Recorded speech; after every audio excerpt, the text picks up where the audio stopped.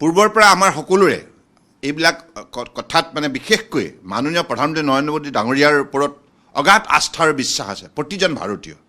আৰু পূৰ্বতেও ৰাষ্ট্ৰৰ স্বাৰ্থত যিমান নিৰ্ভীকভাৱে সাহসিকতাৰে মাননীয় প্ৰধানমন্ত্ৰী ডাঙৰীয়াই সন্মুখৰ পৰা নেতৃত্ব দিছে সফলতাৰে, সেইবাবে এইবাৰো পাকিস্তানৰ বিৰুদ্ধে যি তেখেতে নেতৃত্ব দিলে সফল নেতৃত্ব, প্ৰতিজন ভাৰতীয়ই এই সফলতাক লৈ গৌৰৱান্বিত।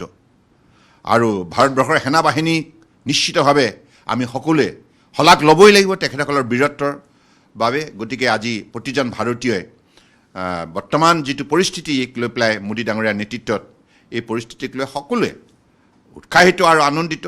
আৰু আগন্তুক দিনত মোদী ডাঙৰীয়াৰ নেতৃত্বত যিকোনো পৰিস্থিতিতে আমাৰ প্ৰতিজন ভাৰতীয় নিষ্ঠাৰে দেশৰ স্বাৰ্থত কাম কৰাৰ বাবে প্ৰস্তুত।